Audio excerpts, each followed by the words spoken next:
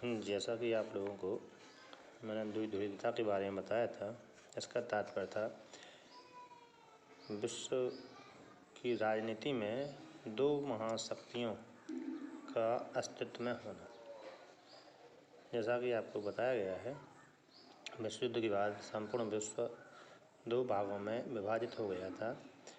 इनमें से एक ध्रुव का नेतृत्व कर रहा था संयुक्त राज्य अमेरिका और दूसरे ध्रुव का नेतृत्व कर रहा था संयुक्त राज्य रूस।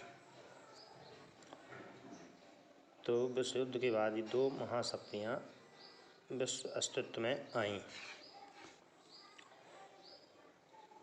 इसके बाद आगे हमें पढ़ना है सोवियत प्रणाली। तो सोवियत प्रणाली का जो अर्थ दिया गया है, इसका अभिप्राय है समाजवाद और समतामूलक। जो समाज है उसके आदर्शों पर आधारित साम्यवादी शासन प्रणाली। इसको 1917 में रूस की जो समाजवादी क्रांति थी, उस क्रांति के बाद अपनाया गया था।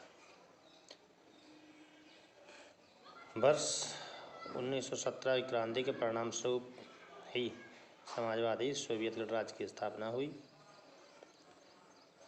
जो 1917 में रूस की क्रांति हुई, उस क्रांति के प्रणेता के रूप में मुख्य रूप से व्लादिमीर लेनिन को जाना जाता है। तो जो समाजवादी और सोवियतवादी जो प्रणाली की शुरुआत हुई, उसकी निम्नलिखित विशेषताएं थीं। इसको हम देखेंगे। विशेषताएं क्या थीं?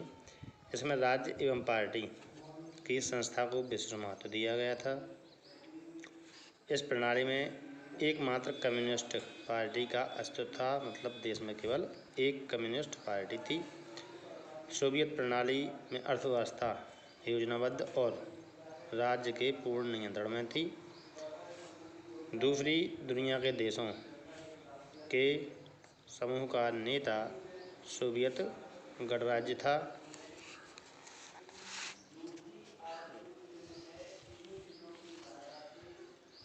इस प्रणाली में प्रमुख विशेषता उन्नत संचार एवं परिवहन प्रणाली की अच्छी व्यवस्था।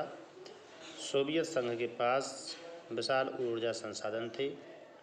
खनिज तेल, लौह इस्पात के अपार भंडार थे।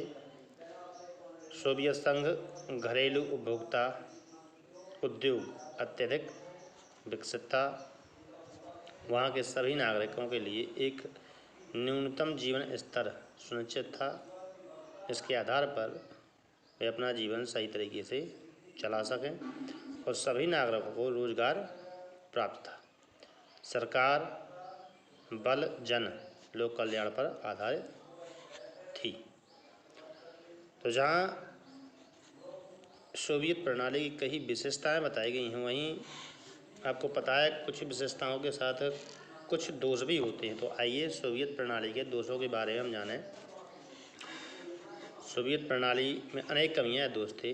उपभोक्ता को पश्चिमी देशों की तुलना में निम्न स्तर की वस्तुएं मिल रही थीं। मतलब जो वस्तुओं का इस्तेमाल करने वाला था व्यक्ति था, उसको अच्छी किस्म की वस्तुएं प्राप्त नहीं हो रही थीं। सोवियत प्रणाली पर नौकरशाही का व्यापक प्रभाव था, जिसके कारण इसकी प्रवृत्ति समाजवाद से सत्तावादी हो गई, मतलब नौकरशाही फैल गई। नौकरशाही के बढ़ते हस्तक्षेप से नागरिकों की अभिव्यक्ति की स्वतंत्रता भी समाप्त हो गई। मतलब नौकरशाही का ज़्यादा प्रभाव जो बढ़ता जा रहा था, उसकी वजह से नागरिक अपने मन की बातों को व्यक्त नहीं कर पा रहे थे। सोवियत संघ में एक दल कम्युनिस्ट पार्टी का शासन था। यहाँ ये भी कहा जा सकता है कि जिसकी वजह से कम्युनिस्ट पार्टी स्वैच्छी हो गई थी। सोवियत संघ में शामिल 15 गणराज्यों में रूस का अपना अलग प्रभुत्व था। ऐसे में अन्य क्षेत्रों की जनता स्वयं को दमित और उपेक्षित अनुभव कर रही थी, मतलब दबा हुआ अनुभव कर रही थी। और सोवियत प्रणाली प्रौद्योगिकी एवं बुनियादी ढांचे जैसे परिवहन और ऊर्जा के मामले में पश्चिमी देशों की तुलना में काफ़ी पिछड़ा हुआ भी था, जो एक चिंता का विषय था।